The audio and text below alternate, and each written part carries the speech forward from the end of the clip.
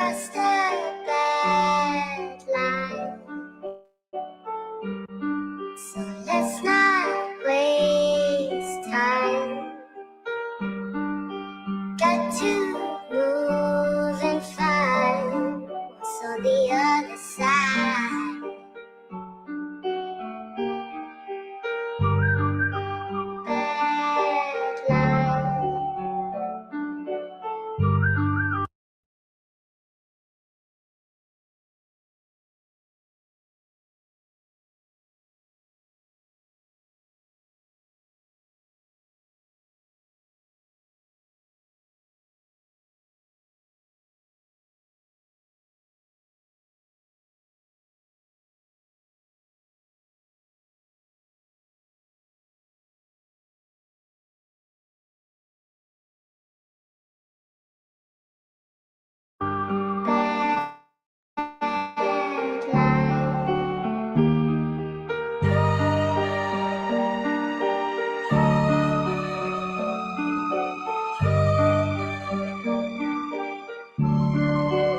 So be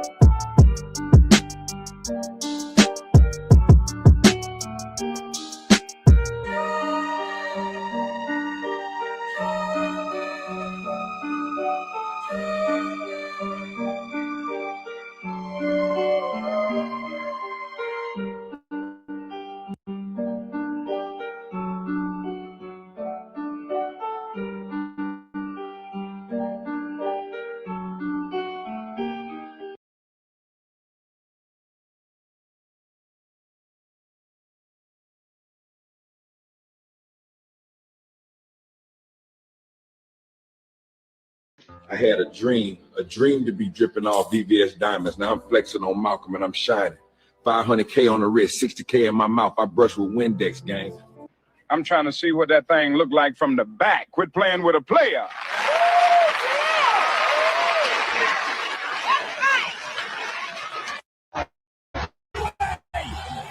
No way! That's him! You have got to be kidding me! Martin Luther King Jr. just walked back into a wrestling ring. Place, the roof's about to fly. 8 years away.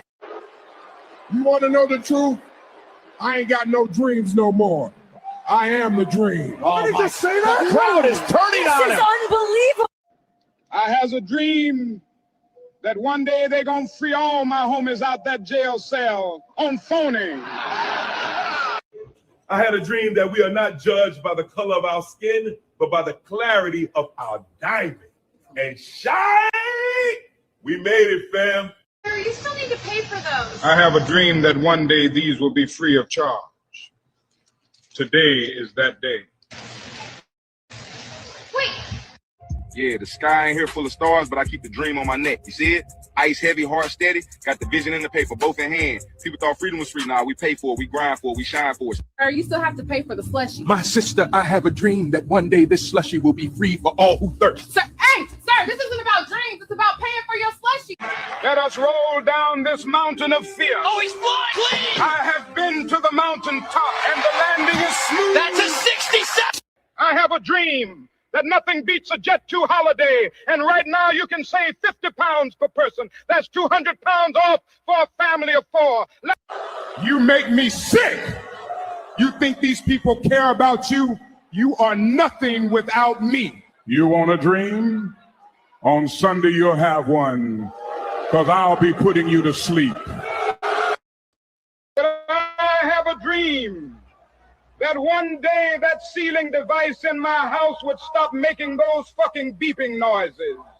My brothers and sisters, I no longer have a dream, I have a nightmare. We're all gonna die. Ah! Run for your lives! I have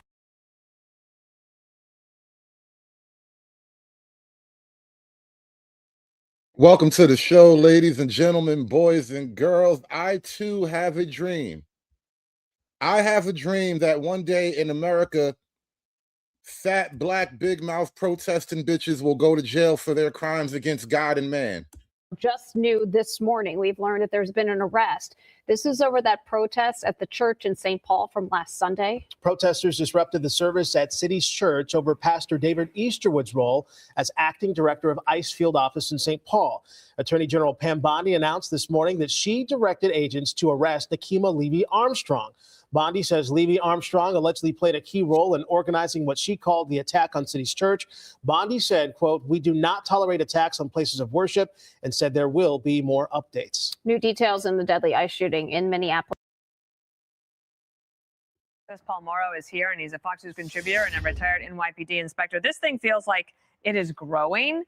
What did you think about the interview from the jail? Yeah. Can we take it seriously? Here's the thing. Obviously, she has an incentive to say what she's saying. She's looking at 30 years. She's very involved with this. The danger for the people she's talking about, Waltz, Fry, Ellison, and others, is the fact that she can serve as a pointer.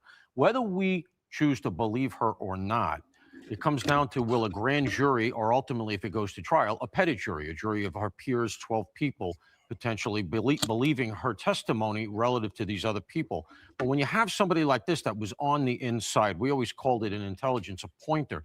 She's there to tell you as you go through a mountain of emails, a mountain of communications, which we know they serve subpoenas to get, those subpoenas for documents, right, including electronic documents.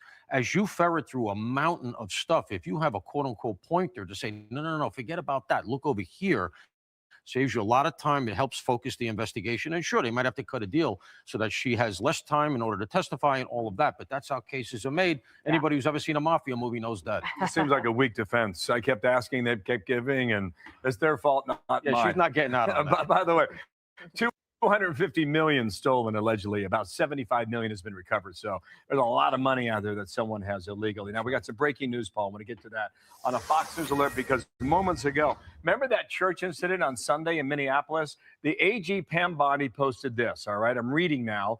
Minutes ago at my direction, HSI FBI agents executed an arrest in Minnesota. So far, we've arrested Nakima. Okay, we'll come back to that. So far, we have arrested Nakima Levy Armstrong, who allegedly played a key role in organizing the coordinated attack on City's Church in St. Paul, Minnesota. We will share more updates as they become available. Listen loud and clear. We do not tolerate attacks on places of worship, end quote. I want you to react to that, Paul. But on Monday, Trish McLaughlin was on with Dana and me. And part of her answer said, I think we will be seeing mugshots very soon. She was tipping her hand that arrests were on the way, and this is the first one that's been made. Yeah, and look, there's going to be very, very little that they can do in defense of this because it's on film, and for once they didn't cover their faces. Now here is the thing that's going to come out of this: you have her under arrest. Now you're going to get the communications, and this is where it starts to spider web out. You start to see who was talking to who showed up in regard, including Don Lemon. How much did they all know going in? That imports things like conspiracy charges, which can be quite heavy. There's criminal civil rights charges that are implicated in the church incident. This is also because one of the things that we found out about that was that they were targeting them because they were privileged white supremacists. We talked about that earlier in the week. Not only did that come out in the video. Oh, Don Lemon needs a hate crime charge. We're slapping hate crime charges on gay black men. And I don't care how anybody feels about that shit. It's what we're doing now. Get on board. Video, and that they said something like that in the church, but then after the fact, Lemon talks about exactly that, putting a racial overtone in the whole thing, which potentially could import a hate crime. So this There's was another really thing badly about this. done. The woman that they've just arrested, I talked a little bit about this on the 5 yesterday because Cam Cawthorn, he writes for Fox Digital, and he had a piece about her. So she's been doing professional protesting and organizing for a long time. She gets a lot of grants from different nonprofits, and she's always made more money than she has spent. So like there's a financial incentive for her. There's a business model for these types of things. We've talked about this really since I've been on the network. One of the things that I've tried to sort of bang the gong on that I think a lot of police who do investigations see that the public doesn't see is that there is a job, career protester. And it is developed over the last, let's say, dozen years or so into a very lucrative industry. And you have people who do this for a living, make a ton of money. Yes. They weaponize people who don't know any better. To use the Leninist term, useful idiots. They're looking for any cause in the world. They get them out of the campuses. They grow those groups and those institutions. And then they pick out people who want to stay in that world, who don't go back to East Cupcake and get a job eventually after college. They stay in that. They become the middle management, and it grows and it grows. It's very much like any other industry. The problem with it is if you dig down deep enough, you find out that there's tax money going into all of this stuff. Yeah. Keep in mind, she said so far, so that would indicate more to come. There's Paul, more coming. thank you. I'm trespassing at a minimum. I mean, you were not invited in. That's not your At property. the state level, where's the minute? Well, by the way, this is Fair St. question. Paul. Where's the St. Paul chief of police? Fair point. I'm Steve Ducey. I'm Brian Kilmeade. And I'm Ainsley Earhart. And click here to subscribe to the Fox News YouTube page to catch our hottest interviews and most. The last thing that I would say as we conclude is that I want to give a message to the parishioners at City's Church.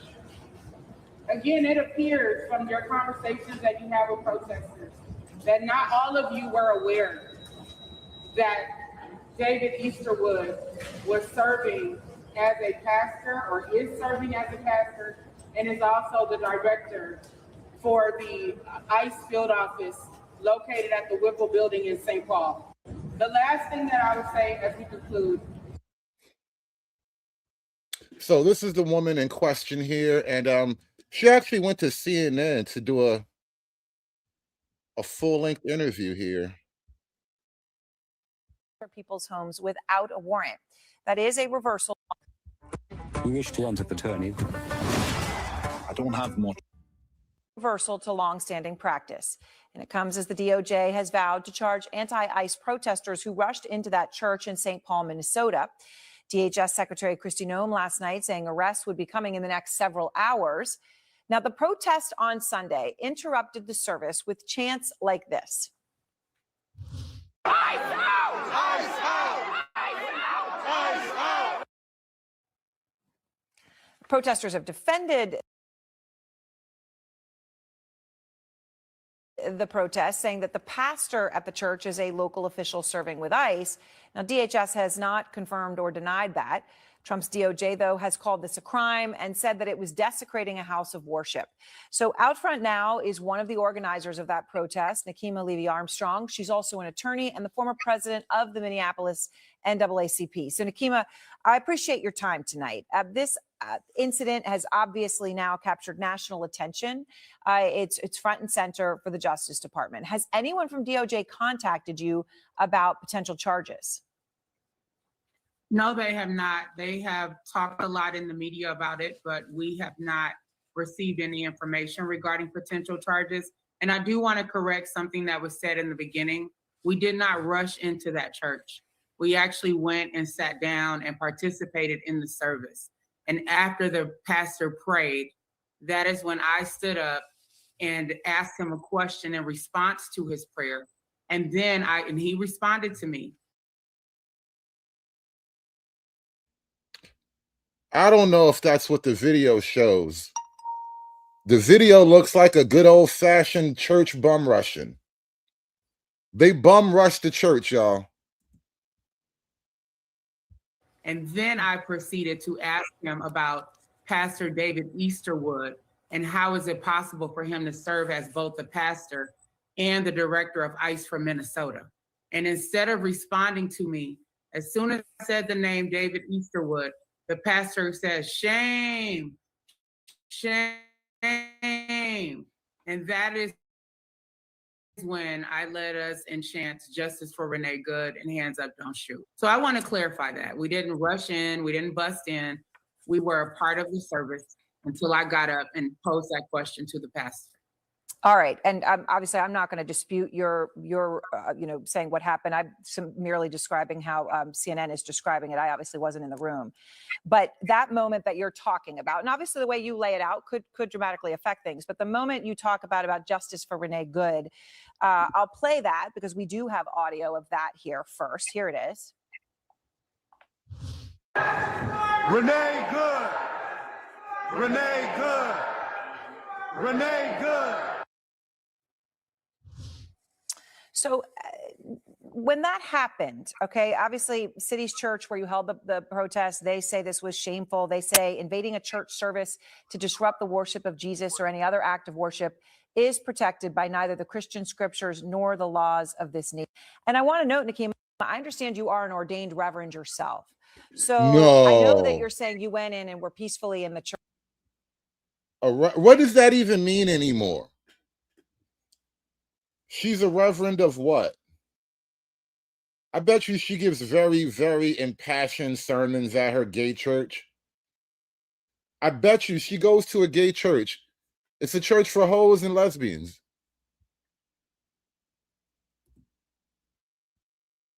Church and let the prayer finish before you stood up. But what made you do that, to stand up for the chants, for all of that inside a church? Oh, we were welcomed inside of a church. I am a Christian woman. My faith informs my activism. And I think the question should be, what would lead a church like City's Church to have someone in a role that presents an inherent conflict of interest as being both a pastor as well as not just an ICE agent, but the director of ICE in Minnesota.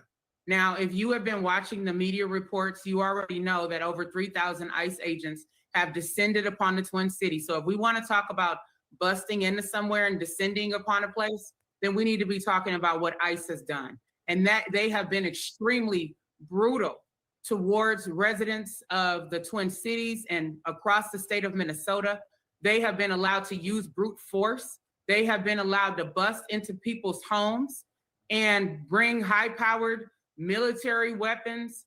They've been allowed to use flashbang grenades, tear gas, most recently almost killing a 6-month-old baby who was riding in a vehicle with their family of 8 when ICE agents launched flashbang grenades and tear gas at that family's SUV. Now, this is not a family of immigrants. This is a family of African Americans, native-born African Americans.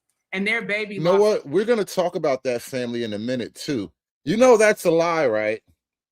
They didn't just run down on some innocent, hapless black people with their beautiful baby in the back. No, they took their baby to a protest and left them in the car, and then bad things happened because they're bad people.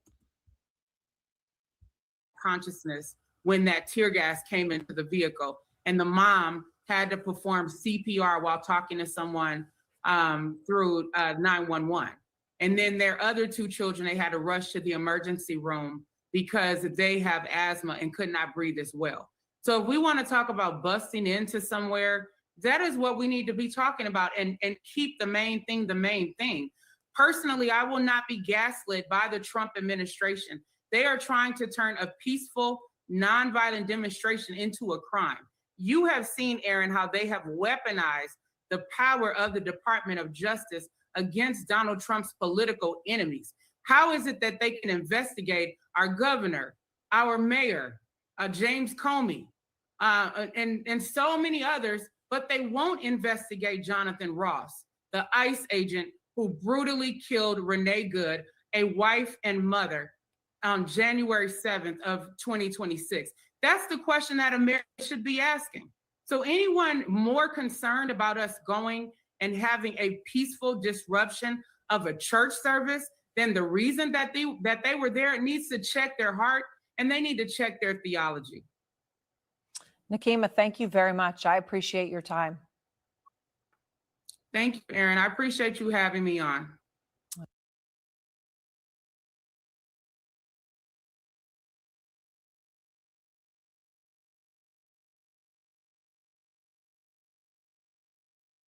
Endures its third week of occupation by a force of over 3,000 federal immigration agents accused of violating human and civil rights and of fatally shooting resident Renee Good.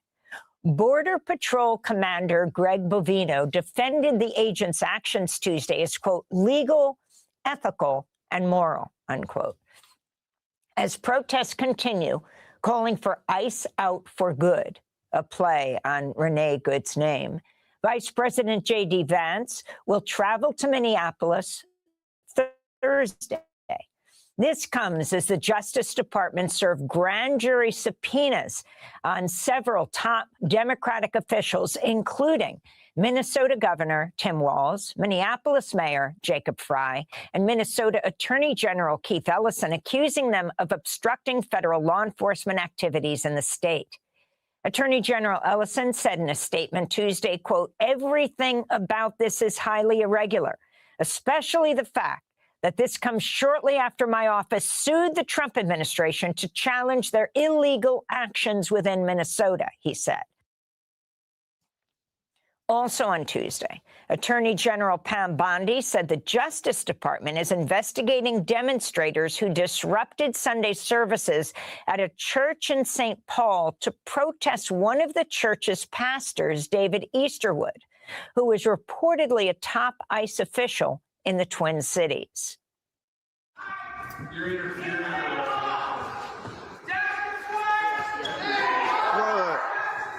Renee Good. Renee Good. Renee Good. Renee Good. Renee. Among those joining the protests were Black Lives Matter Minnesota co-founder Monique Cullors and longtime civil rights leader and ordained Reverend Nekima Levy Armstrong. David Easterwood is a pastor here. He is also the director of the field office for ICE in St. Paul. So someone who claims to worship God, teaching people in this church about God, is out there overseeing ICE agents. Now, federal officials claim the church protest is a potential violation of the FACE Act.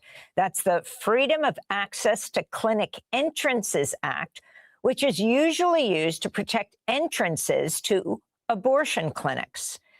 Homeland Security Secretary Kristi Noem told Newsmax arrests may be coming soon. And that pastor really did a remarkable thing there, trying to protect his parishioners. And even the parishioners, I imagine, have felt and feel intimidated. And they did. And there's going to be arrests in the next several hours, Greta. There will be arrests tied to that. David Easterwood's church issued a statement that, quote, invading a church service to disrupt the worship of Jesus or any other act of worship is protected by neither the Christian scriptures nor the laws of this nation, unquote. Meanwhile, activists again gathered Tuesday to call for the pastor's resignation due to his possible connection to ICE. For more, we're joined by Nekima Levy-Armstrong, Minneapolis-based civil rights attorney, founder of the Racial Justice Network. Yes, she's also an ordained reverend and a preacher. We welcome you back to Democracy Now! You're joining us today from an undisclosed location. If you can explain what happened on Sunday, a protest that you were a part of. Yes. So, Amy, 4 Black women activists and organizers planned Sunday's protest, and I was one of the 4. And we are unapologetic about going into the church. We participated in the first part of the service, and the pastor prayed during the service, "Dear God, please chasten us and help us to get our house in order." So when he was done praying, I stood up and I said, "Excuse me, Pastor, you just prayed this particular prayer." And he said, "Correct." And I said, "Well, help me understand, how is David Easterwood a pastor here and also a director of ICE in St. Paul?" As soon as I mentioned David Easterwood's name, the pastor yells out, "Shame, shame," over the microphone. It was clear that he didn't want to engage me in discussion about this in front of the congregation because he didn't want people in the congregation to know about this conflict of interest that David Easterwood has. I mean, how can you serve as a pastor of the gospel of Jesus Christ while overseeing the brutal conduct of ICE agents who are literally terrorizing communities in the Twin Cities of Minnesota?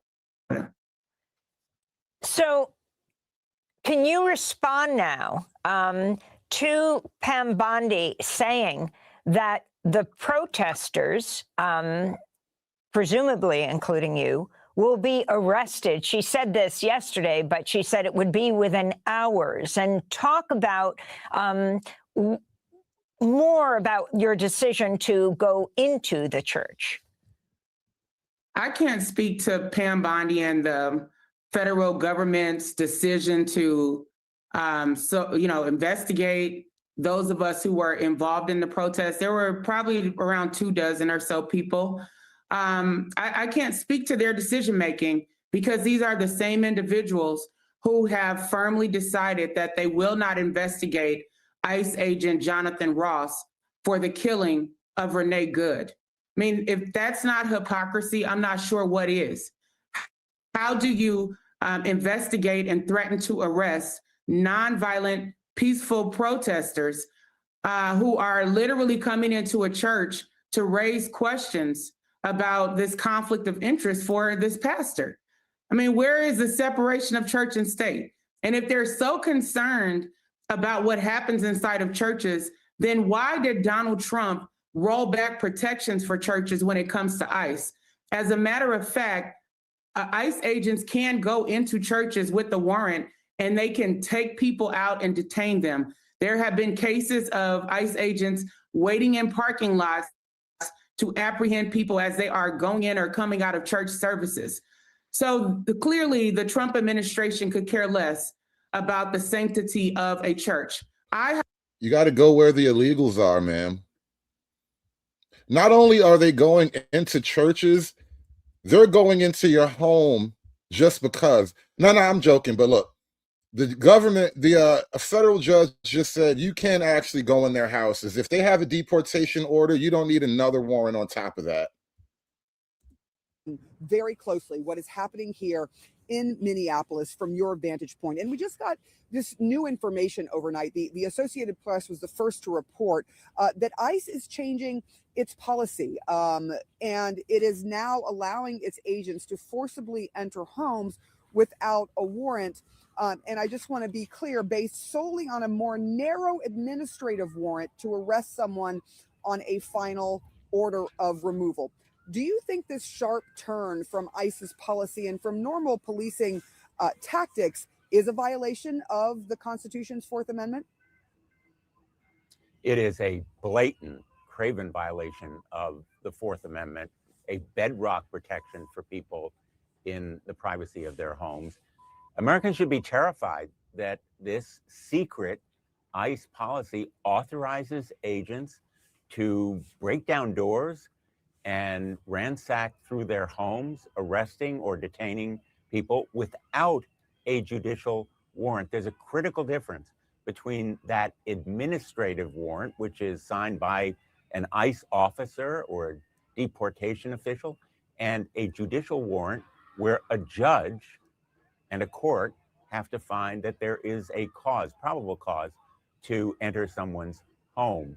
And this shocking policy is linked directly to top officials.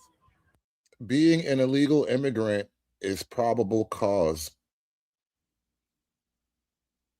That sounds clean to me. Sounds like a pretty straightforward, clean legal theory. If we know for a fact you are an illegal immigrant and we know for a fact you are in this place, we have probable cause now. Of ICE. In fact, the acting director of ICE authored this secret memo, and it is being circulated throughout ICE. It is trained to new agents potentially on the job out there in Minnesota. It exemplifies what Americans are seeing in real time. And it's part of a pattern that I documented in a report that I did interviewing dozens of American citizens illegally detained, lawlessly deprived of opportunities for medical treatment, for making phone calls.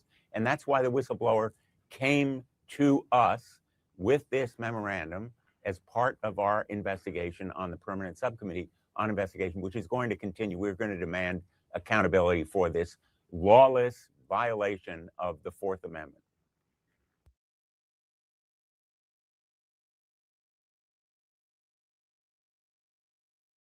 However, as an ordained reverend, do care. I believe that if someone professes to represent the gospel of Jesus Christ and to preach it, that they should not be allowing ICE agents to drag people out of their homes, cut women out of seat belts in their cars and drag them out, bust down doors, bust out car windows, bring people out half naked in the freezing cold to detain them, taking trophy pictures with Black men and others that they've apprehended in their homes, scaring children, tear gassing children and families, almost killing a 6-month-old through the use of high-powered military-grade weapons such as flashbang grenades and very strong tear gas. I mean, these are real things that we're dealing with here in the state of Minnesota. It's delusional to pretend that these things aren't happening. It's delusional to pretend that there is a significant problem with David Easterwood serving as a pastor and as the overseer of ICE and defending their conduct, minimizing their conduct. So why are people who are raising their voices on behalf of the vulnerable, on behalf of the poor, in the name of Jesus Christ, the ones being persecuted? It is absolutely an abomination what is happening right now. And I'm continuing to stand 10 toes down for my community and in speaking the truth and in demanding justice and accountability. An ICE agent should not be able to kill someone with impunity, but that is exactly what we see happening with the murder of Renee Good. So we will continue to center these issues.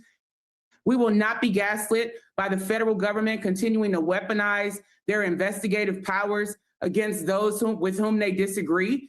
Even our governor, our mayor, the Hennepin County Attorney's Office, you know, there are so many people that they've decided to investigate other than the wrongdoers. And I think that that's unconscionable. It's disgusting. It's despicable. And it's antithetical to democratic values in our democracy. Assistant Attorney General Harmeet Dillon has also said the ex-CNN journalist Don Lemon may face charges for covering the protest. Dylan has said journalism is not a shield from a criminal conspiracy. And he said that Don Lemon was committing journalism. Can you respond to this as we wrap up? It's absolutely absurd. Don Lemon had no idea what the protest would even entail. For this particular protest, the only people who are aware of what's going to happen are the organizers. So Don Lemon made the decision to come to Minnesota on Sunday. He reached out on Saturday night after he saw my flyer for the protest that I posted on social media. And I said, you know, if you want to come and document, you're welcome to, but I cannot give you any information about the demonstration itself. So this is an attack on the free press, as we've seen time and time again from the Trump administration. Don Lemon did nothing wrong other than being there documenting our voices as well as the voices of parishioners and asking them what they thought about ICE, what they thought about Pastor David Easterwood being a high-ranking official within ICE. Some of the parishioners didn't even know about this man's dual role. So Don Lemon did his job as a journalist, and he should be protected. And this is along the lines of what has happened to journalists, whether they are being smeared in the media, threatened with investigation, or physically assaulted by ICE agents in the field. We've had journalists wearing press badges and still being tear gassed, still being shot with rubber bullets and harmed by ICE agents and others who are a part of the federal government. This has to end. We want to thank you. You know, the idea that you can just slap a badge on yourself and call yourself press, and then all your crimes are absolved. Those days are done, because what we realize is that the professional journalism class is very organized, and they take these approaches to create obscurity. But this woman in particular is a paid professional protester. It is her job to go out and break the law and provoke whatever circumstance she can create, and then capitalize on the outcome of it. Privilege on WCCO, which is an affiliate of CBS, and shame on CBS, because instead of holding Liz Collin accountable and firing her for her lack of journalistic ethics and integrity, they gave Bob Crow a platform in the aftermath of George Floyd being killed. So shame on WCCO, shame on Liz Collin, shame on CBS. Let's go,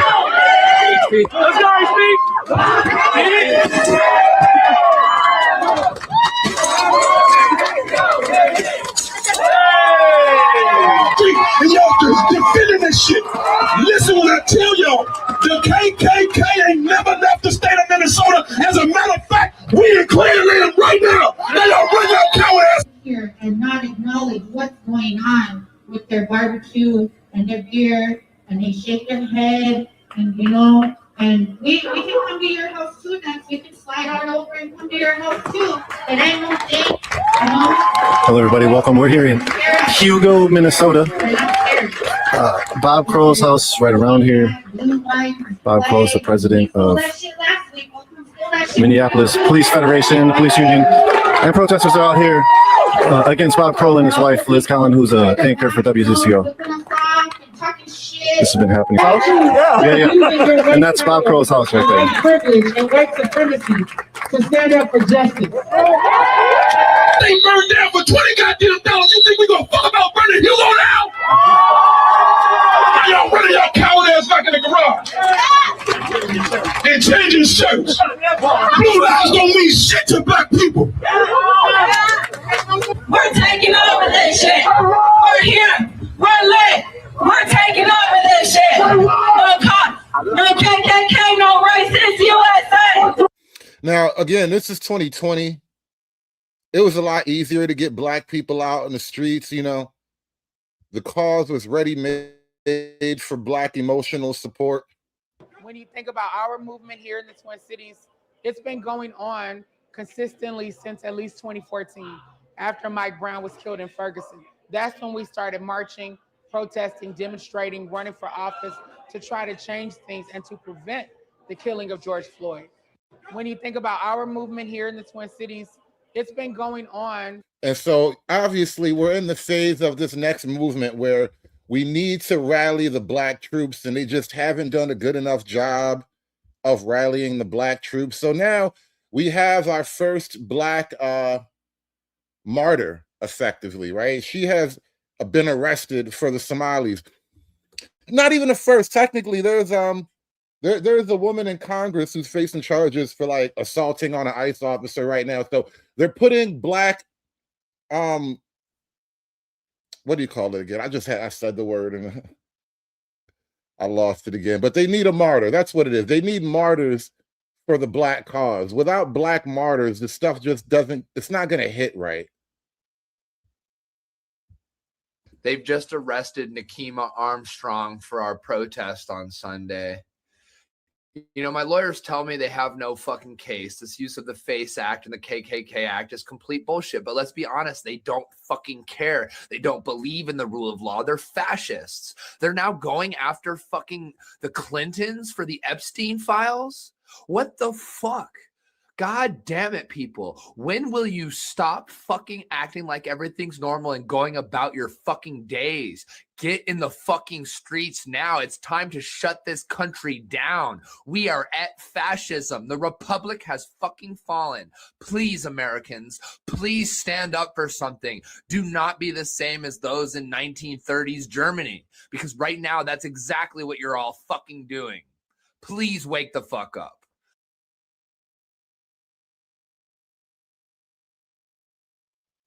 Notice how, once again, your entire morality has to be based on this fiction of 1930s Germany. You know, because we hate 1930s Germany, you can't have a country anymore. 1930s Germany was like comic book levels of evil. Therefore, you can't have a country anymore. Always the same game. Once you start to notice the game doesn't work as much on you anymore.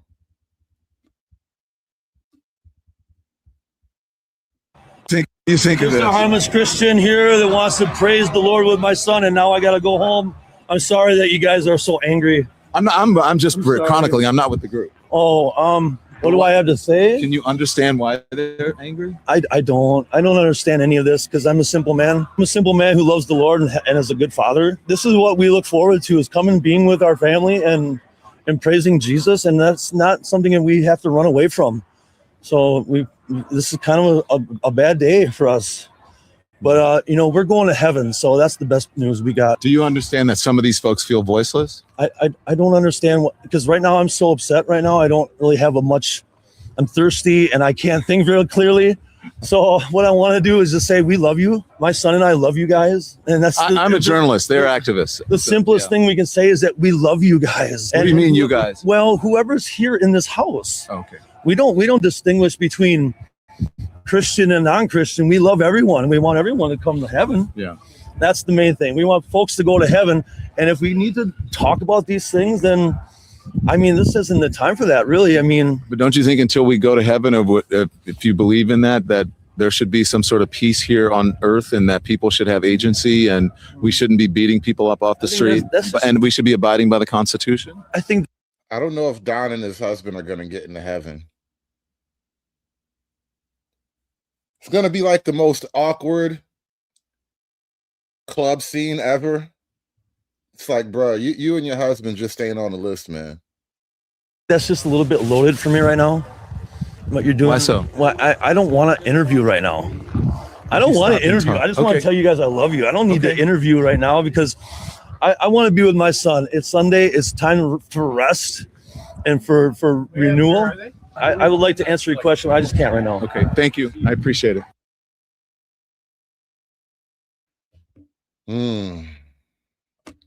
Don got to get himself into heaven, y'all. You know what else happened recently too? You guys remember the crazy TikTok lady who was looking for a revolutionary boyfriend or something? I just wanted to check in with everybody really quickly. I just returned from being detained by ICE for like 8 hours. I'm going to tell more of this story. I just have to actually think it through right now. I was with a friend and we were boxed in by 2 different ICE vehicles, and they ran into the back of my car. And Oh my God, 2 different ICE vehicles, one from the front, one from the back. Oh dear Lord. Oh dear Lord. There was an ICE vehicle so one ICE guy was in the front and another ICE guy was in the back, and just like, what did you do? Like, oh my God, like, what is a girl to do? then claimed that I hit their car. So they came and broke my windows and pulled us out of the car and proceeded to tell us that we were being detained because we had assaulted a federal agent. There's a lot more. There's a lot more. I just got back to my house. I want to shout out Safe Haven, MN. They were at the Whipple building where you are held in detention, because when they let you go, they just put you out in the cold. They don't fucking care. And I'm so grateful they were there. They grabbed us, they put us in a van, they gave us a burner phone because they took the phones. When we were being detained, I threw my phone to a stranger on the side of the road. I yelled my address, and I say this a lot: build community, because they didn't give us a phone call, they didn't let us do anything, but our community realized when we didn't show up for something that something was wrong. And then there were videos, and so there's going to be more information. But She doesn't look like the Grinch. She looks like one of the Who's from Whoville. This she looks really like a long-haired Who from Whoville. You know, when the Who's get horny. Get ICE out of Whoville. The ICE agents are the Grinches.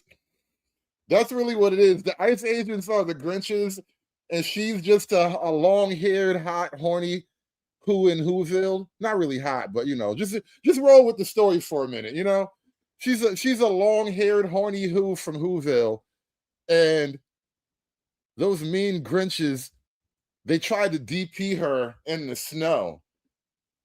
One stopped her from the front. There was another right behind her. She's like, oh my God, it's not supposed to happen in Whoville. this is all I can do for right this second. Oh my God, this horny hoes of Whoville.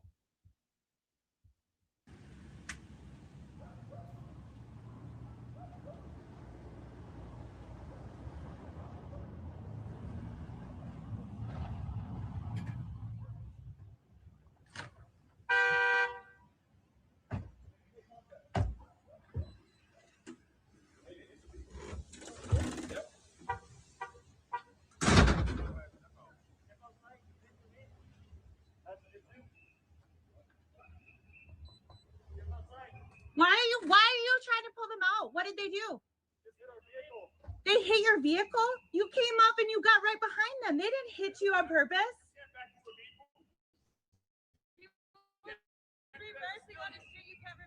Can you please just let her go?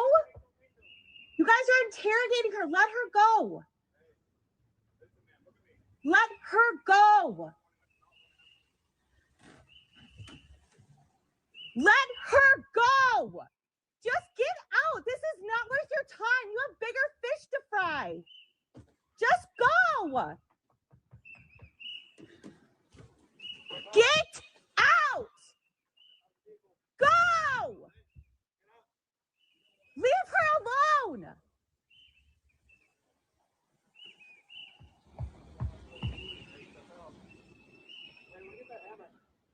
Leave her alone. Just let her go.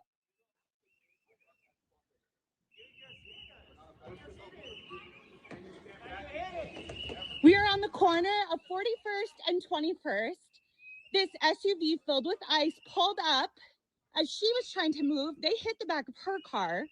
They're now pulling her out because they're claiming she ran into them, which she did not. Let's be very clear.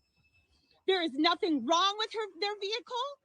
They have no reason to be detaining her right now. This is unlawful, and this is not okay. This is happening in front of my house in Minneapolis. Let them go! Get their names! Get their names!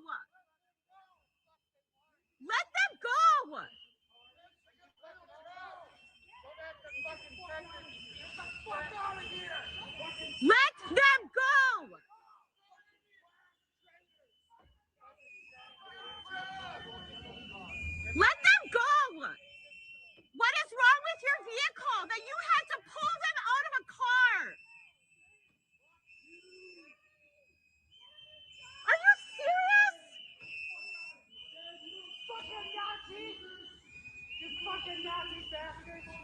Get the fuck out of our neighborhood! Get the fuck out of our neighborhood! Fuck you,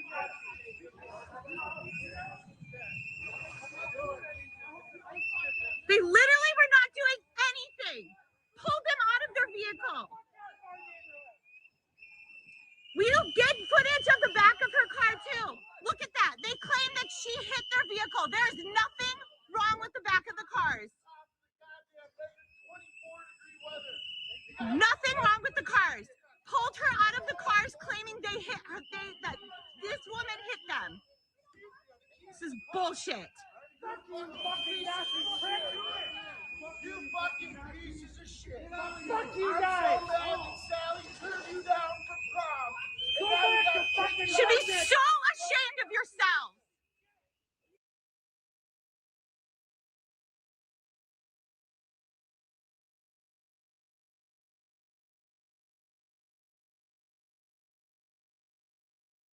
Were following these two men, and I was waiting for these two men to hold the door for me, and I told them, hey, can you hold the door for me? And I walked right in the middle, and when I was in the middle, ICE came. They came out of their cars. They asked me to see my ID, and while they were asking me to see the ID, they just decided it was nice to be racist and say really nasty things to me. And that man, he called me the N-word, and he called me that, and then he arrested me. They arrested me. It was multiple people. They used a lot of force to arrest me. I actually got a scab that was healing while I was in jail. But they pushed me hard. They used a lot of violence. My body still hurts. I got a concussion. It's really hard for me to speak because of that concussion. They were just using a lot of force to arrest me, and I was screaming, I was crying, I was so scared. I've never been arrested in my life. I don't have a criminal record. I have a clean record. It was just, and then that detainment, I was detained. I was literal cuffs were put on my legs, cuffs on my hands, and I was actually detained with a Native American woman. And God bless her heart, she went through a lot too. She was also detained by ICE, and she was also a U.S. citizen, and like me. And she had gashes on her face. They shattered her windows. She had blood on her jeans, her corduroy jeans, and she was crying because she was so scared because she was with her dog. She was so scared that her dog got hurt. She was so scared for her life. We were both crying together. We were holding each other tight, and I'll never forget the fear that we both felt in our hearts that day. It's so funny looking at this and just feeling nothing. I just don't believe anything you tell me right now. I don't think any of this is real. I could be crazy. I could be wrong, but I don't think any of this is real. And I'm so sorry if I'm getting a little emotional, but It's okay. You've done enough. Thank you. And you hear she's got her liberal white handlers there. Oh, it's okay. You've done enough. Go sit down. Go drink your water. Come on. You did enough. You did enough. Come over here. You did enough. You did good. Good girl. Good girl. Come on. Come on, girl. You did enough.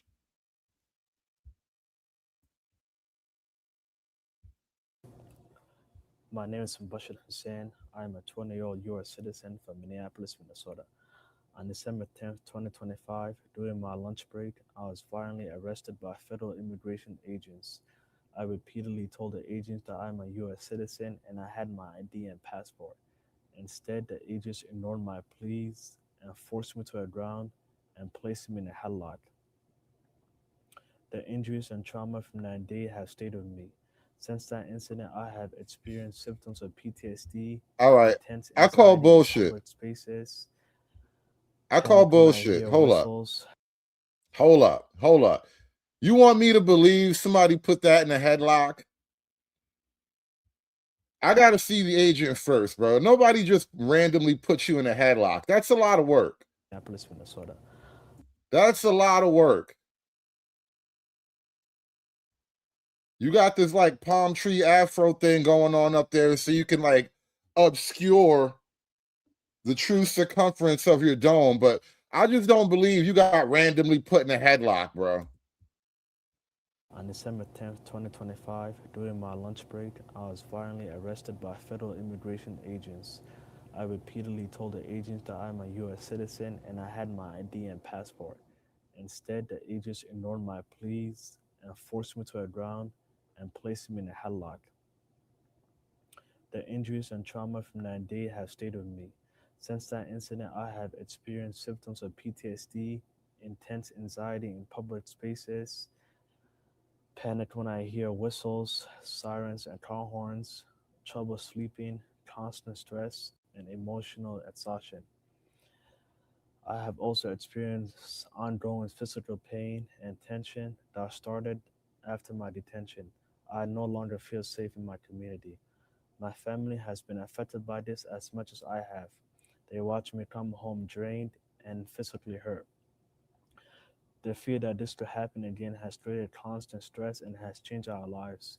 I am raising funds to support my recovery, including trauma-informed mental health therapy and counseling, medical care for stress-related symptoms and physical symptoms, basic living and recovery-related expenses while I focus on healing. If you are able to donate, I am very grateful. If not, he's raising money. He didn't even get deported and he asking for money. Give me the money. Give me the money for all that I would do. Give me the money. You guys remember the Black Panther Party? The new Black Panthers? With that really, really suspicious light-skinned dude as their leader? Follow your oath. I will dignify everyone I encounter during the commission of my shift. I will treat everybody with courtesy and respect. You understand? As long as they don't disrespect me. Now, my comrade, he got heated up and I sent him off. But it don't matter what you say to me, right? You're not going to get me out of character because what I stand for means more to me than anything you can say. That's what that's supposed to mean to you. Now, you let people get you out of your character, then you disrespecting the thing you say you stand for.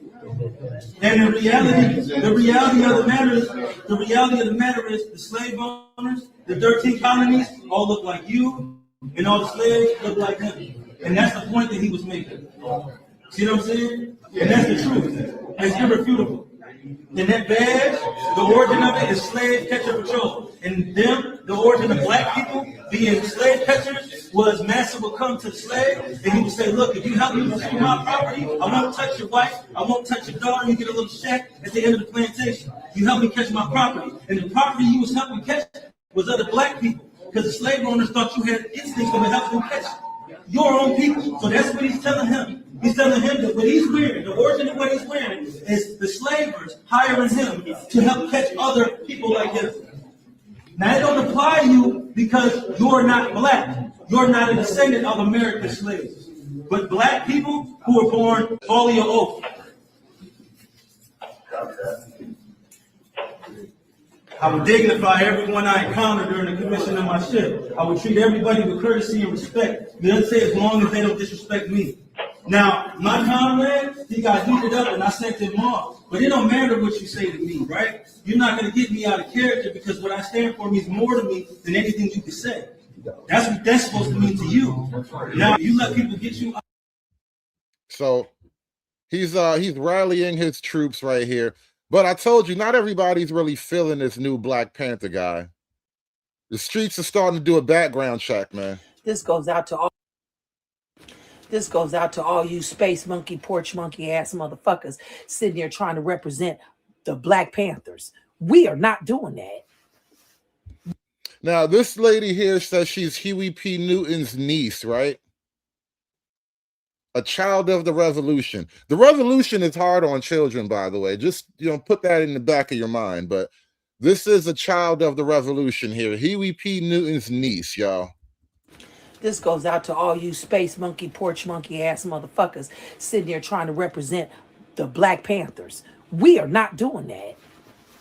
Y'all ain't no Black Panthers. What y'all, the cartoon motherfucking character?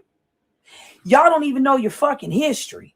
Y'all sitting out there and want to fight for an illegal who's taking away your housing, your benefits, kicking you out of your motherfucking shit, and you want to get up there and act like this is, we ain't doing this. And the cold part about it is that little space monkey up there talking about, oh, you come up over here, we gonna do this. Nigga, you's a mark. You a mark, okay? That's right. Coming straight from a real Newton. You a mark ass motherfucker. And guess what? Your day of running around here pretending and wanting to be a Panther, a Black Panther, the Black Panther Party is over. Watch this, player, coming for you. This goes out to all you space. Now check this out. Check this out. Before he was a Panther, he was a Paru in a whole other town. Chief Green says the department is monitoring the situation. I can't validate that there's any type of gang there, but certainly what has been posted is alarming. We showed a video to the chief of an interview we did 2 weeks ago with a protester. He talked about protesters in Portland being taken in unmarked vehicles by agents. But during the interview, how you start out as the Portland Paru and end up as a Philadelphia Panther? That's a wild life journey right there. he talks about gangs in Lansing. You come try to snatch one of us, the rest of us gonna blast your. You better do that while we not with each other. And then you come to in Sandhurst with the Pyrus and the Gangster Disciples is linked up at and try to snatch somebody over there. I dare you. Make sure you get this in Sandhurst. That's Sandhurst.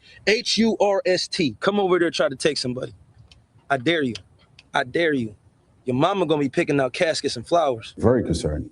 Very concerning. And that's the first time I've seen that video. It's alarming to see that type of video. And definitely we have some great partnerships with our federal partners, our state partners. Would like to get a copy of that video and make sure we do a deep dive and for proper understanding. Anything that could be nothing, I want to call and report to get more police presence out here. We really, we really want this taken care of. And this is an ongoing investigation. So once we learn more, we will make sure to share that with you on 6 News. Lauren and Sherry, back to you. And I told you, there are other Panthers out there. Apparently, there's a whole, what do you call a group of cats? There's a pride of Panthers out there, and they don't all agree on this nigga. Our stance is, for illegals. We're not going to step in front of that. That's not our fight. That has nothing to do with us. We're not going to step into that fight and going through the community defending somebody that we didn't even want to be here. Our stance is, for illegals. So the other Panthers in the pride, they like, we're not fighting for illegals. We're not doing that. So, there is division in the Panther pride. They don't know how to, they don't know what they want to do about this shit. They don't know what they're doing. I want to move on to this other story real quick. This other story just got debunked hours ago. In tonight's deep dive, we're focusing on ICE enforcement in Minneapolis and one family's experience that's getting national attention.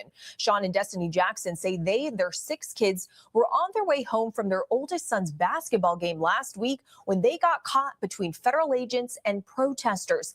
They say after ICE agents told them to leave, tear gas was thrown under their car, detonating the airbags and trapping their family inside, including their 6-month-old baby, as black smoke filled the car, obstructing their vision and their ability to breathe. As a result, Destiny says her baby temporarily stopped breathing and she had to perform CPR before the family went to the hospital. Destiny and her husband, Sean, are here to share more of their story. So Destiny and Sean, thank you both so much for making the time. First of all, can you just walk us through what happened to you last week? What's really sticking with you emotionally still? And I've been neglecting my super chats. Apologies, y'all. Gecko with the 5 ball said the gift is strong with this one. And before that, Mr. Enigma with the 233 says, how can you arrest God? Not only did they try to arrest God, they hurt God and her little fat man and her fat baby. Give me the money. Give me the money for all that I would do. Give me the money. The face of the young liberal black family is crazy. This is just a wild picture of like a young family. Anyway.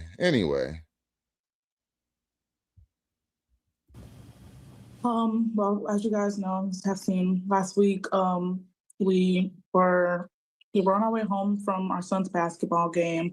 We stopped at our local grocery store to grab some food for dinner on the way home. Just the normal way that we go home.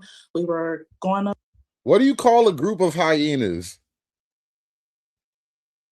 Like lions travel in a pride. And lions are really one of the few cat species, like feline species, that actually roll in a pack like that. I really can't offhand think of any other group of felines that travel like, you know, pumas, panthers, jaguars, tigers. They're all like solitary creatures, really, outside of their individual reproductive units. But hyenas, on the other hand, what's a hyena pack called?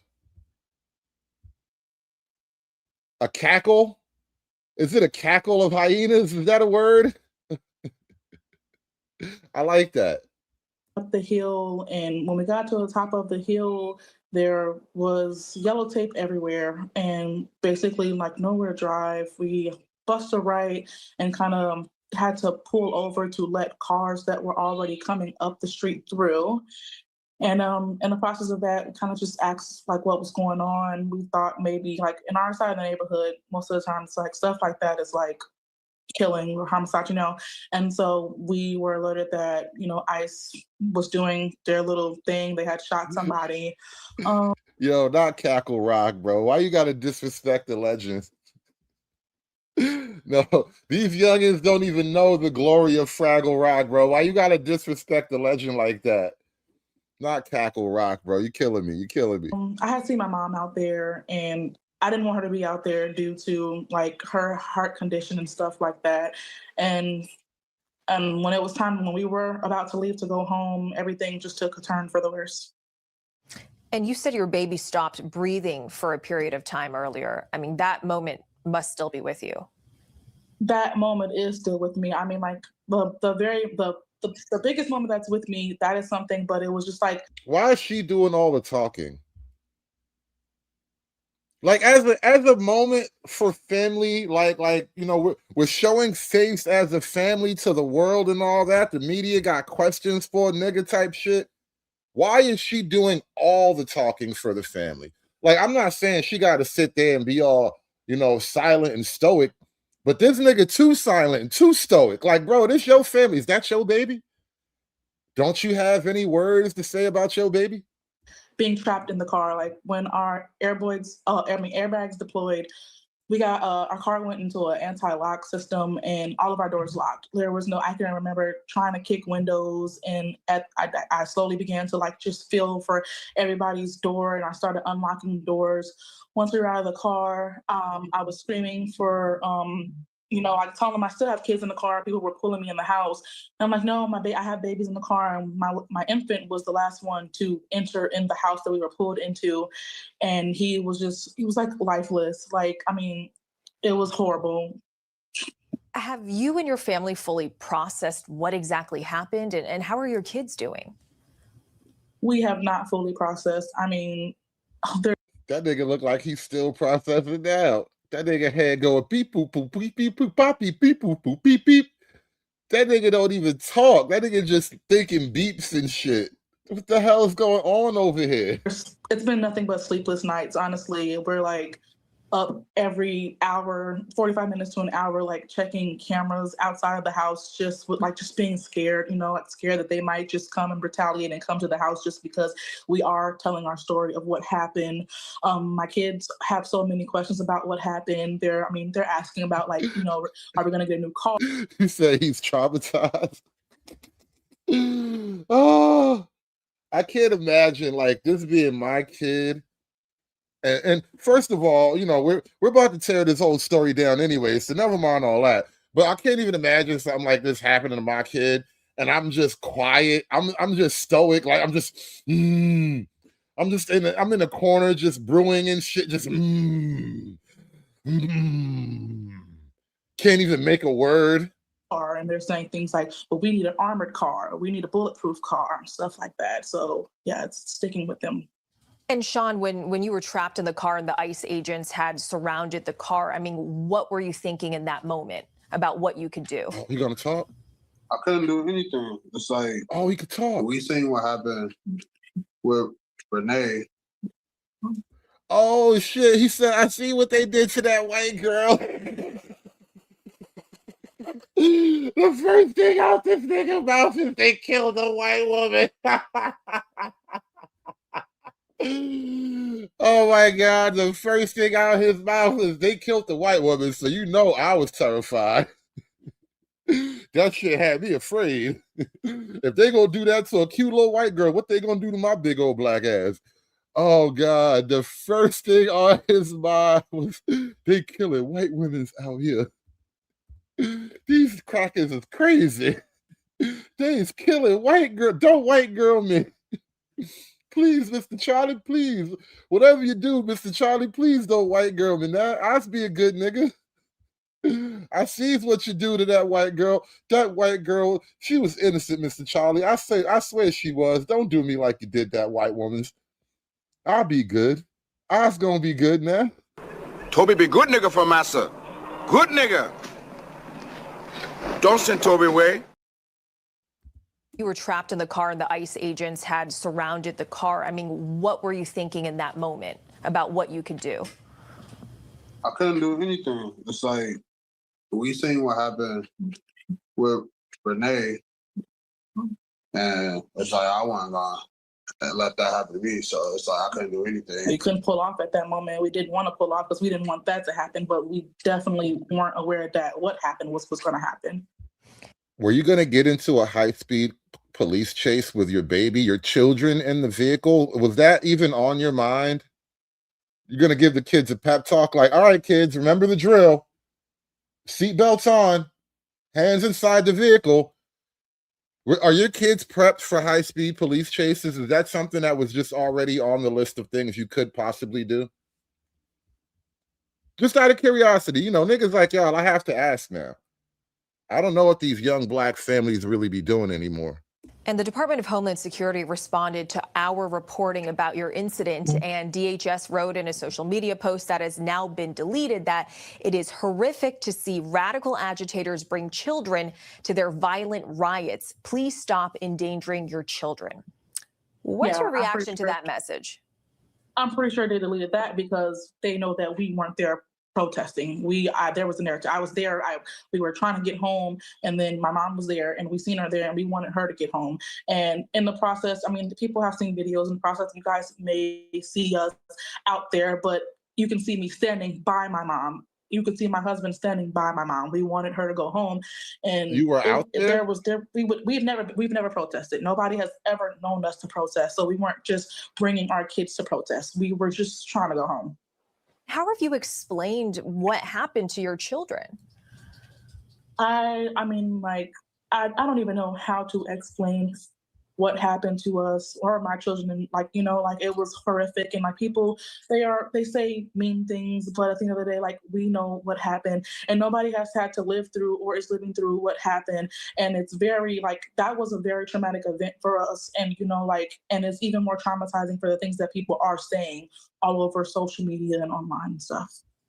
You mentioned sleepless nights. Sean and Destiny, do you feel safe stepping outside of your home right now? Do you feel safe having your kids going outside in the neighborhood?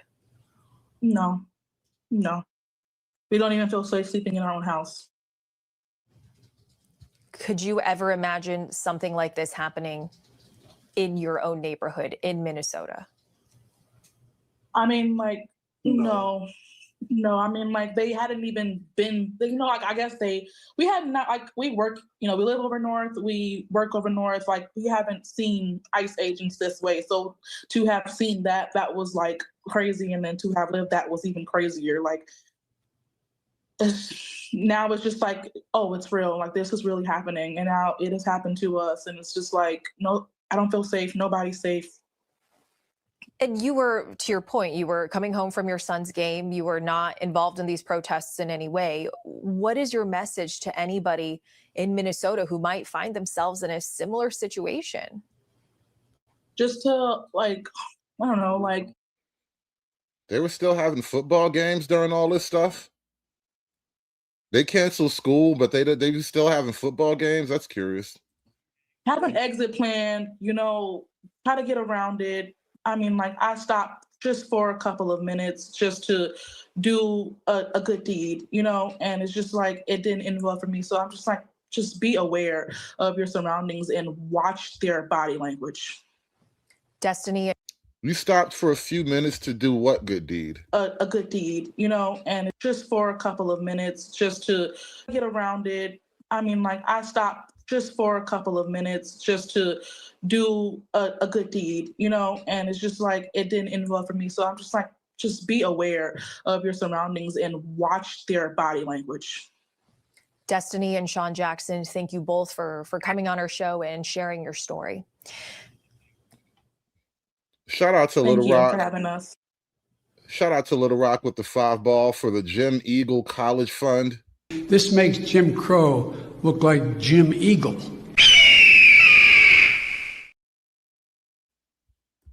Fireworks were exchanged.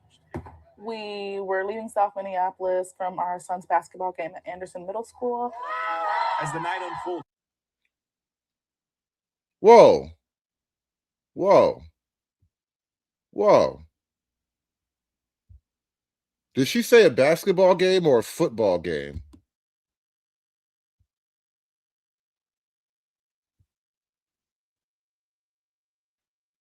Chat, help me out here. Correct me if I'm wrong. Did I just hear her talk about a basketball game before this or a football game?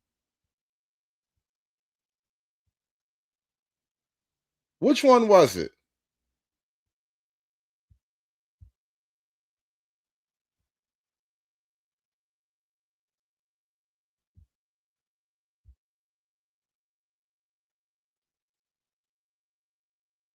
In the previous clip, she said she was bringing her kid back from a football game.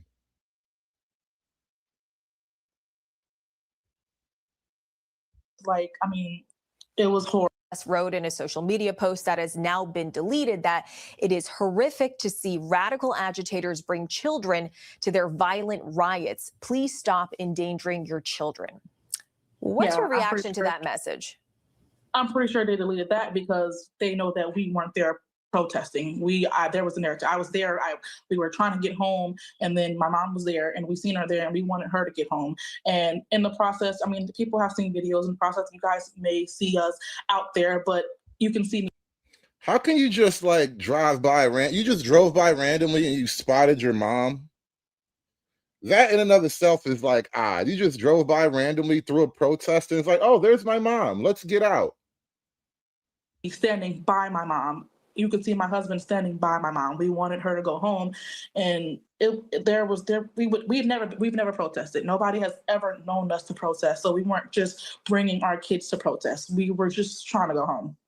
How have you explained what happened to your children?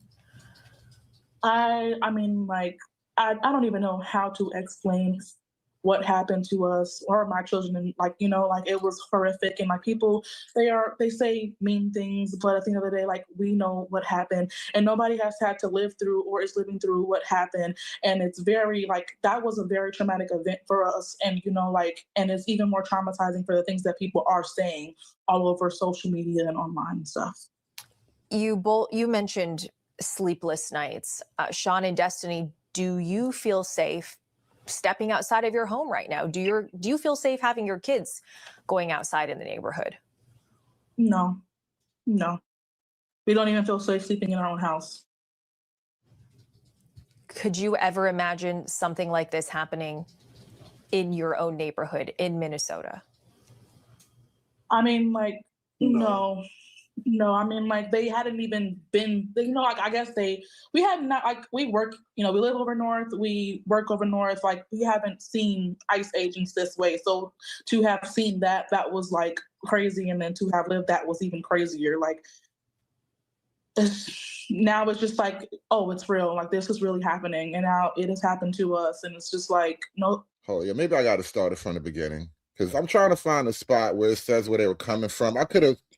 I know I just talked about them saying that they were playing football. I could have sworn she said they were coming back from a football game in this clip. In Minneapolis, in one family's experience, federal tear gas died. Their vision, breathe on her here to really sticky. I've seen last week, we were on our way home from our son's basketball game. Okay, my bad. She said Stopped at a basketball. local grocery store to grab some food for dinner. On the way home, just the normal way that we go home, we were going up the hill, and when we got to the top of the hill, there was yellow tape everywhere, and basically like nowhere to drive. We bust a right and kind of had a thing. They had shot somebody. I had to turn for the worst. And you said your baby stopped breathing for a period of time. That moment is still with the airbags deployed. We got our car went into I started unlocking doors. Once we were out of the car, I was screaming for I told them I still have kids in the car. People were pulling me in the house. And I'm like, no, I have babies in the car. And my infant was the last one to enter in the house that we were pulled into. And he was like lifeless. Like, I mean, it was horrible. Have you and your family fully processed what exactly happened, and how are your kids doing? We have not fully processed. I mean, it's been nothing but sleepless nights, honestly. We're like up every hour, 45 minutes to an hour, like checking cameras outside of the house, just being scared, like scared that they might just come and retaliate and come to the house just because we are telling our story of what happened. My kids have so many questions about what happened. They're asking about are we going to get a new car? And they're saying things like, well, we need an armored car, or we need a bulletproof car, and stuff like that. So yeah, it's sticking with them. And Sean, when you were trapped in the car and the ICE agents had surrounded the car, I mean, what were you thinking in that moment about what you could do? I couldn't do anything. It's like, we seen what happened with Renee, and it's like, I wasn't gonna let that happen to me. So it's like, I couldn't do anything. We couldn't pull off at that moment. We didn't want to pull off because we didn't want that to happen, but we definitely weren't aware that what happened was going to happen. And the Department of Homeland Security responded to our reporting about your incident, and DHS wrote in a social media post that has now been deleted that it is horrific to see radical agitators bring children to their violent riots. Please stop endangering your children. What's your reaction to that message? I'm pretty sure they deleted that because they know that we weren't there protesting. There was a narrative. I was there. We were trying to get home, and then my mom was there, and we seen her there, and we wanted her to get home. And in the process, I mean, people have seen videos in the process. You guys may see us out there, but you can see me standing by my mom. You could see my husband standing by my mom. We wanted her to go home, and we've never protested. Nobody has ever known us to protest, so we weren't just bringing our kids to protest. We were just trying to go home. How have you explained what happened to your children?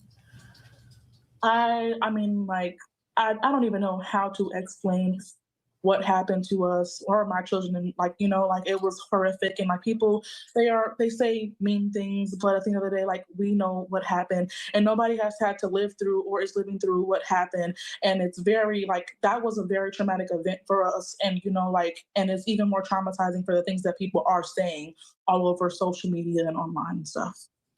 You mentioned sleepless nights. Sean and Destiny, do you feel safe stepping outside of your home right now? Do you feel safe having your kids going outside in the neighborhood?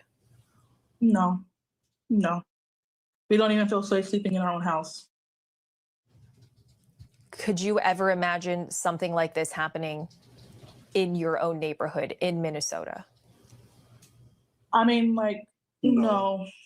I mean, like, they hadn't even been, like, I guess we had not, like, we work, we live over north, we work over north, like, we haven't seen ICE agents this way. So to have seen that was, like, crazy. And then to have lived that was even crazier. Like, now it's just like, oh, it's real. Like, this is really happening. And now it has happened to us. And it's just like, no, I don't feel safe. Nobody's safe.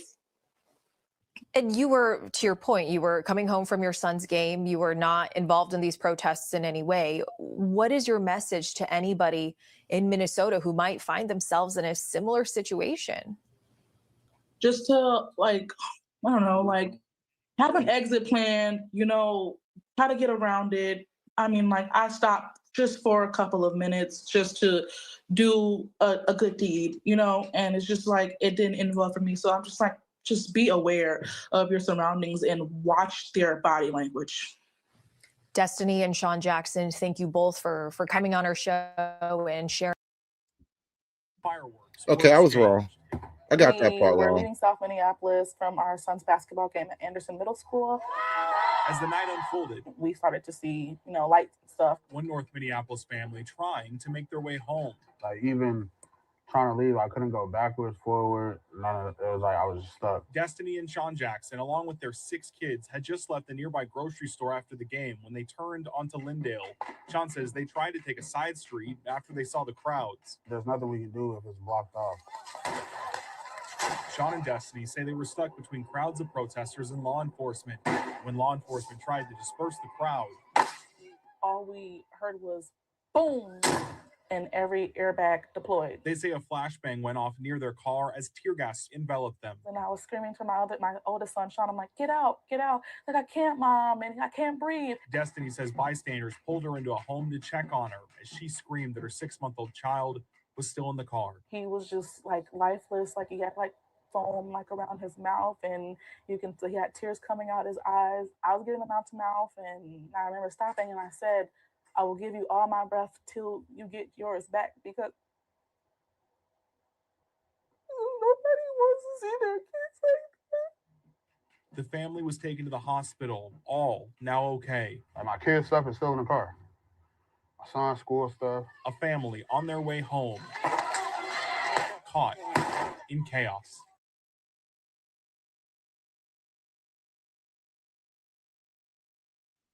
Now, here's video of her out on the street well before the police actually showed up.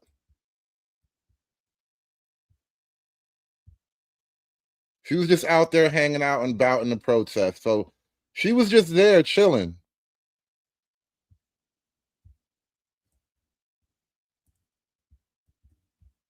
Let me jump over to some more footage. So we have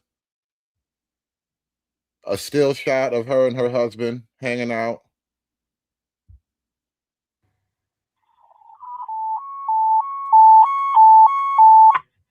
Engine 4 to respond for now. On the corner of 23rd and Lindale Avenue North, we got a report of a baby that's been exposed to tear gas. At 404 India. Engine 4. We got a report to 626 23rd Avenue North, a baby that's been exposed to tear gas. At 404 India 2123. Wednesday night, as chemical gas, flashbangs, and fireworks. But she was definitely out there in the streets well before the police even showed up.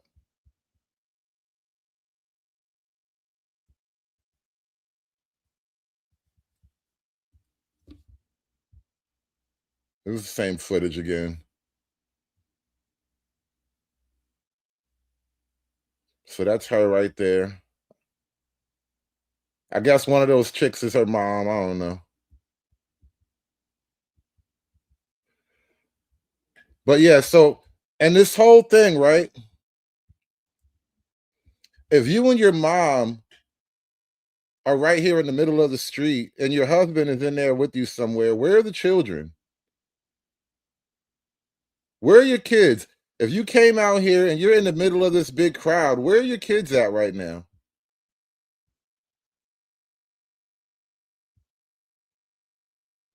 Maybe, hopefully, they at least left the kids in the car. But who knows? Who knows? I hear parenting is hard, so, let me not judge. I hear parenting is like the most difficult job ever, so, I'm not going to judge. Let me see what else happened recently. Oh, Chris Cuomo. Let me play this video for you guys. You see this clip of Scott Jennings saying, how are you going to enforce it?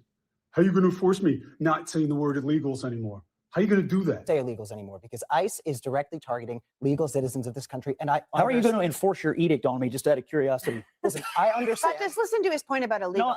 What are you, bully now? What are you, tough guy? Because you're talking to this kid who happens to be right, calling people illegals. They're called illegal aliens in the law. And you know what? A long time ago, Republicans and Democrats switched to undocumented. Why? Because it seemed inhuman.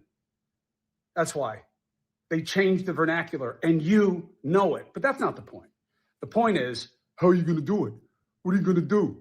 What are you? You're a tough guy now, huh? I thought you were just supposed to be the simpering, but, open to conversation Trump defender. Of course, I remember you when you said he was like the worst thing in the world. But everything's convenience these days, right? It's getting you paid. But be careful. If you want to be a tough guy, there are plenty of tough guys out there. You want to see how somebody can make you stop saying illegal? And then what are you going to do? Sue? Tough guy. How are you going to enforce that? So if somebody beats your ass because you're being rude and disrespectful and causing division in this country, that's causing distress and pain all over the streets and making people want to hurt one another. If you really want to be a part of that, as the expression goes, FAFO, don't be a tough guy. Make tough points. But remember to be decent. You're not a tough guy, okay? You're a guy with slick to the side hair, a slick tongue, and everybody knows what you're doing. Don't be a tough guy, not you. You heard Fredo. Fredo said, don't be a tough guy. Let me see what else we got going on. I'm Carlin Barasenko. I'm an analyst and independent journalist covering the far left in America. And tonight I recorded one of the most insane leftist activism calls that I have recorded in the years that I have been covering the far left. And I have infiltrated hundreds of leftist organizing calls. What I heard in this call, my jaw hit the floor. Tonight I infiltrated a call with the Sunrise Movement student organizers. These are mostly college students, although there were high school students on the call who were discussing their anti-ICE activism all over the country. In addition to being affiliated with the Sunrise Movement, many of them are members of the group Socialist Alternative, which has been one of the groups that has been highly active in anti-ICE organizing in Minneapolis. These students talked about how they're the ones staging the noise protests outside the hotels deliberately to keep ICE agents up, deliberately to pressure hotels into kicking them out and not housing ICE agents. These students talked about the general strike that's going on Friday and how this is all preparation for the big revolutionary strike that they hope to do in 2028 that I've reported on countless times, the big mass general strike they want to use to shut down the economy. These students then went into breakout sessions where one of the key topics in the breakout room that I was in was, how do you deal with your friends that are counter protesters that come and show up with American flags? And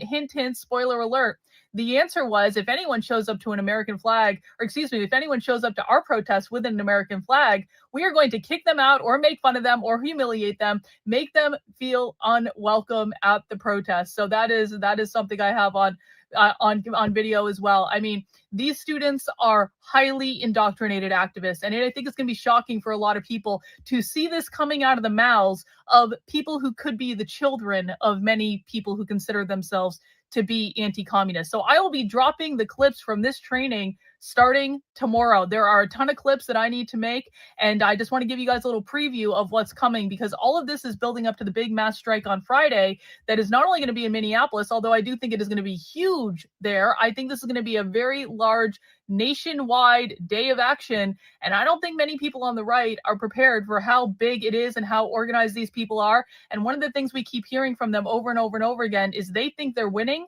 And that means they push harder. They need to get more aggressive with their tactics. They talked about that on the call tonight. So if you want to be the first to see these clips, make sure you are subscribed to my Substack. That is Carlyn, KARLYN.substack.com.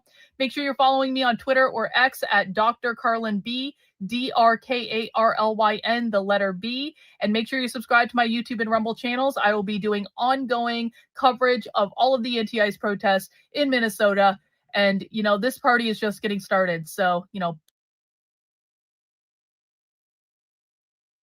I'm going to come back to that. We got a little bit of breaking news, apparently.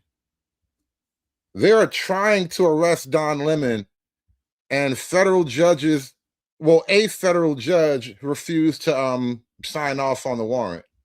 The disgraced former CNN host Don Lemon was part of the crowd that went into that church. He's suggesting that his interviews and cell phone video were part of journalism. There has been some suggestions as well that the DOJ would look at his behavior in that incident. He doesn't get a get out of jail free card because he's self-described as a journalist. No, the freedom of the press extends to a lot of different areas. It does not extend to somebody just trespassing and being embedded with a group of rioters and being part of the group that storms inside of a church. So as our Assistant Attorney General said yesterday, we are absolutely investigating that conduct. And the fact that man, that Mr. Lemon, thought that was a good idea to do that and then to race away from it saying it was freedom of the press, well, we'll see. We'll see. The disgraced former CNN host Don Lemon was part of the crowd that. Yeah, we're getting reports right now that a federal judge is refusing. He has blocked the warrant on Don Lemon, so they might take it to a different judge. We'll see what other maneuvers they can use here.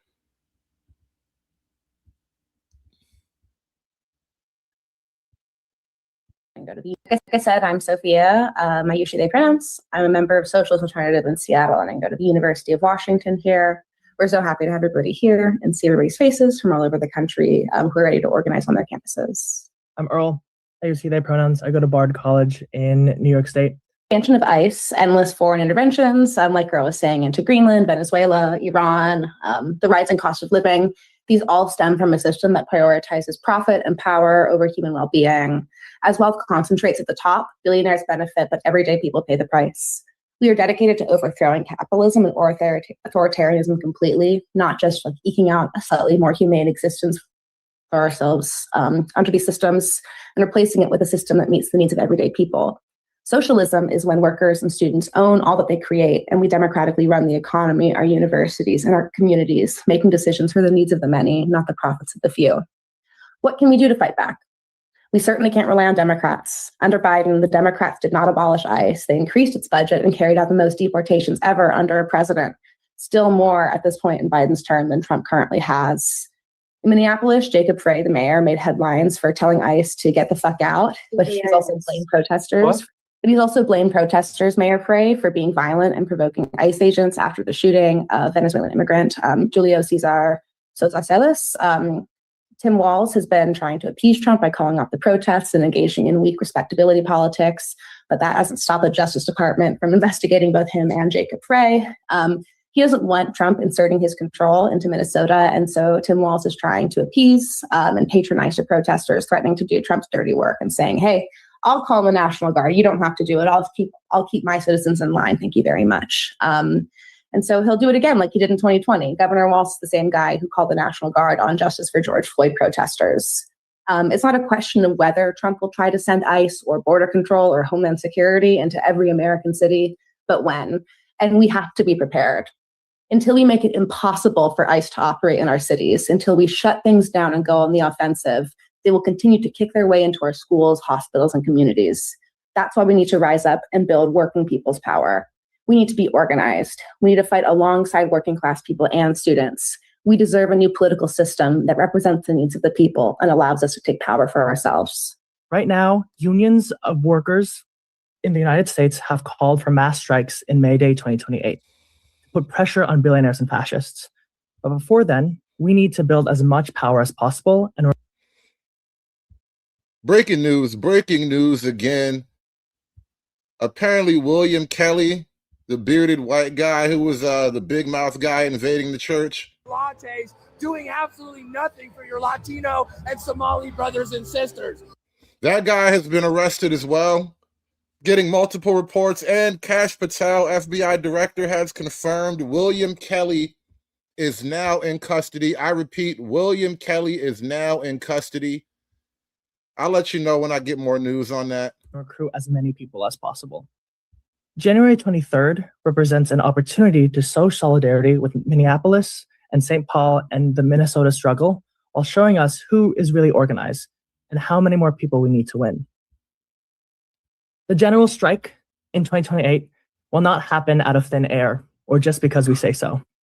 No matter how many times we see a quote-unquote general strike or economic blackout posts in our social media pages, the only way to get the scale we need for a powerful May Day strike is by taking action right now and organizing our communities.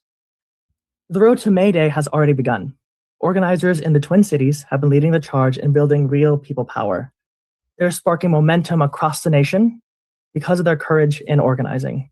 Sunrise Movement Twin Cities has been leading Wide Awakes against agents that have been working. Wide Awakes are when folks find the hotels where these ICE agents are staying at and make lots of noise just to agitate them and let them know that you're not going to get sleep for terrorizing communities. You're not going to get sleep for murdering our friends and family members. We're not going to let you have it. 2 hotels in the Twin Cities have now kicked out ICE agents because of our actions. Hilton is our major target in this Wide Awake action, and Sunrises is now offering on-the-ground coaching for student organizers that are fired up and ready to take action in the Twin Cities. Unions in Minnesota have called for the first citywide strike in 80 years in this country. And it is our job as allies, supporters, and members of this nationwide movement to stand in solidarity.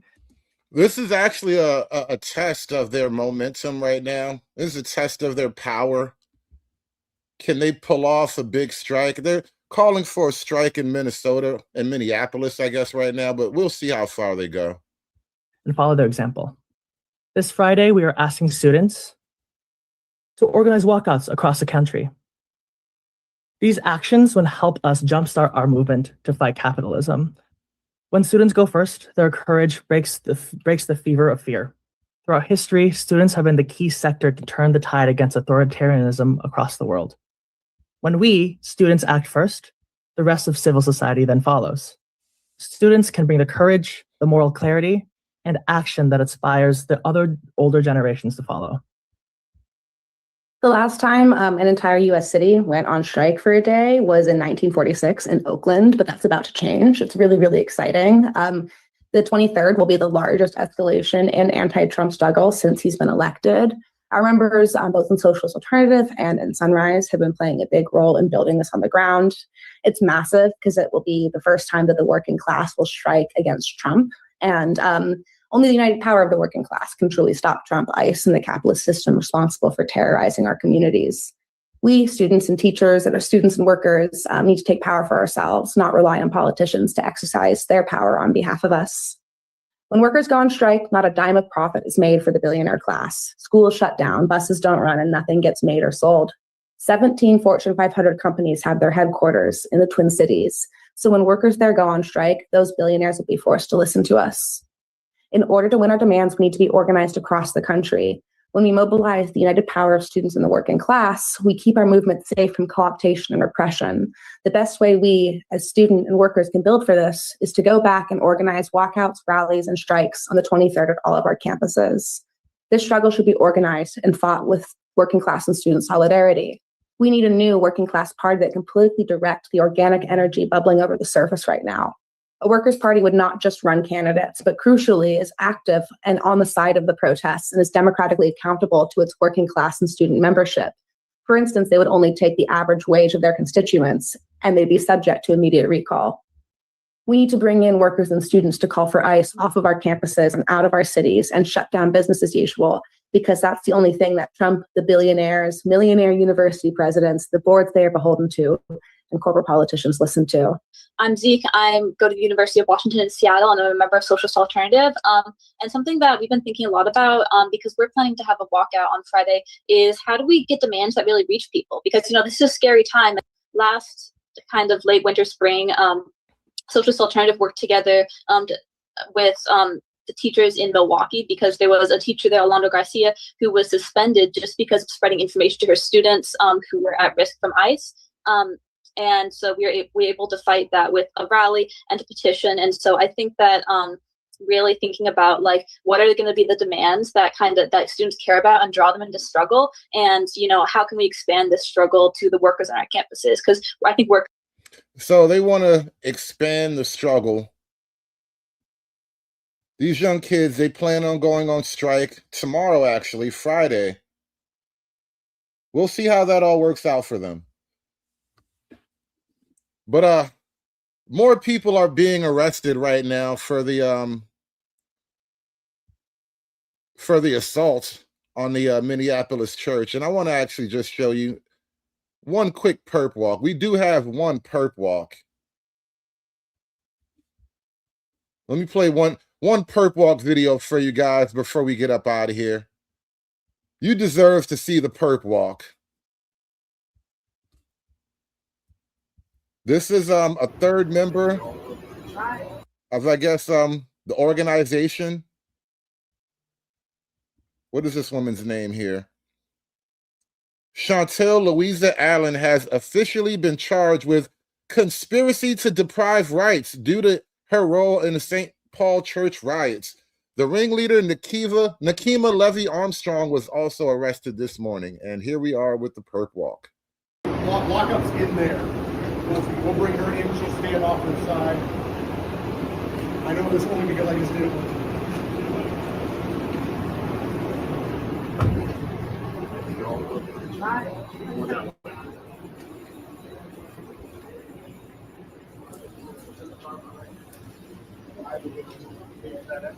They had to double cuff her, bro.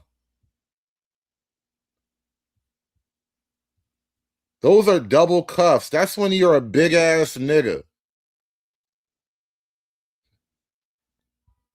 This is who we're up against, all right? Remember to bring extra handcuffs. You know what? Zip ties.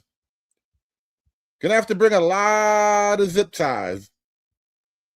You might not have enough handcuffs to double cuff all these fat chicks you're gonna have to arrest. When you start cracking down on a revolution, bring zip ties, y'all. I'm just telling you. They don't just bring out the double cuffs for anybody. Like, they were considerate enough to bring the pink cuffs because, she's a girl. And they thought it would be nice to put the pink cuffs on a girl. But she's like more than a woman. She's like a couple of women. So she had to get an extra set of handcuffs.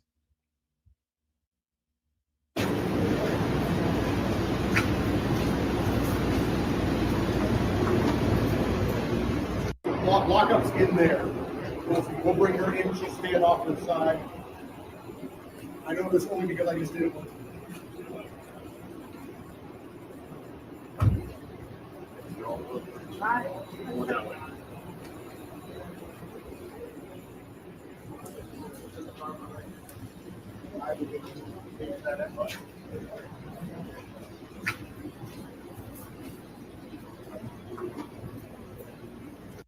Lockup's in there. We'll bring her in. She'll stand up. Yeah. They're going down, boys and girls. They're going down. I appreciate you guys coming out today. Do hit that like button on your way out. I will catch you guys on the next show.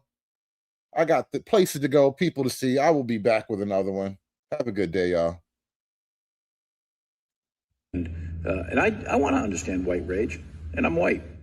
This makes Jim Crow look like Jim Eagle. It's done. It's done. It's done. It's done.